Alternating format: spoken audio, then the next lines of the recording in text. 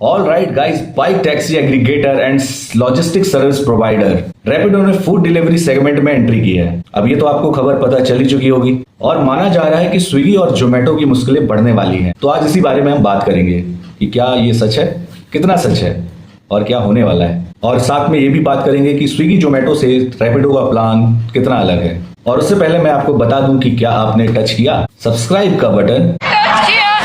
इनने तो कर लिया, क्या आपने किया? जल्दी जल्दी कर लो, क्योंकि इस चैनल में आपको फूड बिजनेस और क्लाउड किचन से रिलेटेड सारी खबरें मिलती रहेंगी। तो जल्दी से करो, टच किया।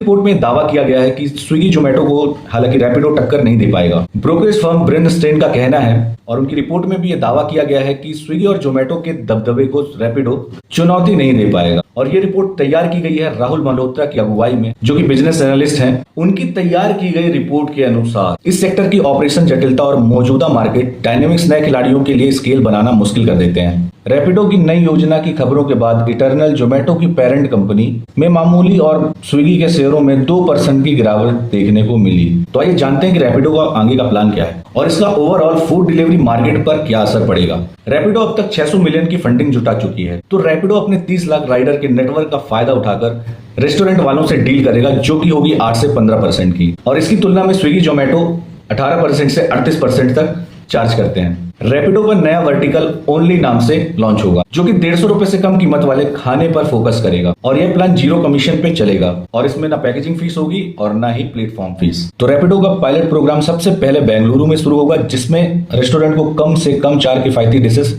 लिस्ट करनी होगी। मतलब कि 4 प्रकार के आइटम आप लिस्ट कर सकते हो। अब लेकिन बात करते हैं कि इसका असर क्यों नहीं होगा। इस मार्केट में पहले भी अमेजॉन, ओला और ओएनडीसी जैसे बड़े नाम उतर चुके हैं, लेकिन सब असफल रहे।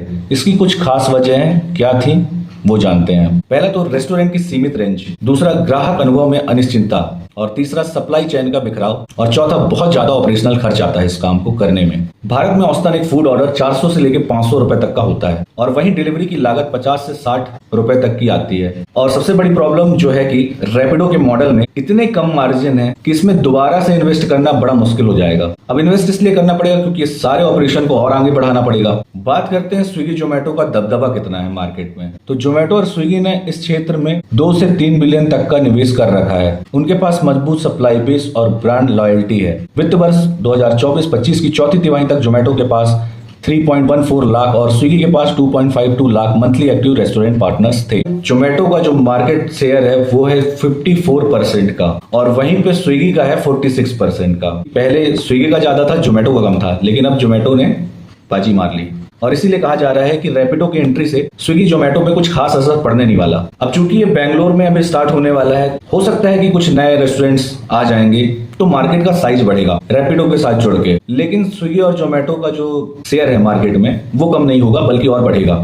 मतलब मार्केट बढ़ेगा, असर किसी पे नहीं पड़ेगा। अब बात करते हैं रैपिडो के प्लान के बारे में, जिसका आपको इंतजार था। रैपिडो का लो कमीशन मॉडल छोटे रेस्टोरेंट को आकर्षित कर सकता है, लेकिन लॉन्ग टर्म में उसे अपनी फीस बढ़ानी ही पड़ेगी। मतलब कि जैसे स्विगी जोमेटो आए थे तो स्टार्टिंग में कम परसेंटेज में ऑनबोर्ड किया था लोगों को, तो खूब फायदा उठाया, आज तक उठाते आए थे। फिर आई ये 30% वाली किलोमीटर वाली जो पॉलिसी आई, अब उसमें भी विवाद चल रहा है। NRAI के साथ अभी मीटिंग हुई है और वो जाने वाले हैं दीपेंद्र गोयल जी के पास मीटिंग करने के लिए और इसका सॉल्यूशन भी निकालेंगे।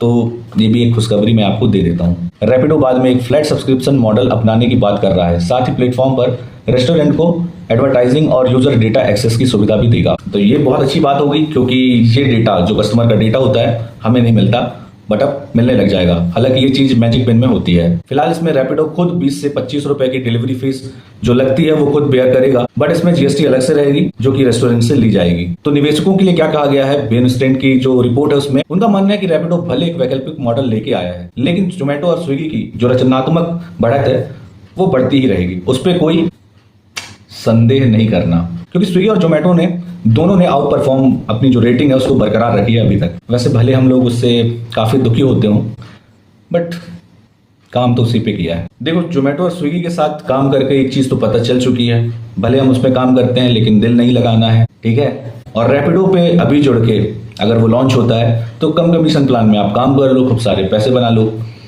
क्योंकि कब जाके रैपिडो भी स्विगी जोमेटो की तरह पत्थर दिल हो जाएगा क्या पता। वो तो हमारे हाथ में नहीं है, ना आपके हाथ में है, लेकिन आपके हाथ में एक चीज है और वो है लाल वाला। टच किया क्या? टच कर लो जल्दी से। मिलते हैं अगली वीडियो में, तब तक के लिए बाय बाय। मार्जिन जिन जिन जिन जिन जिन जिन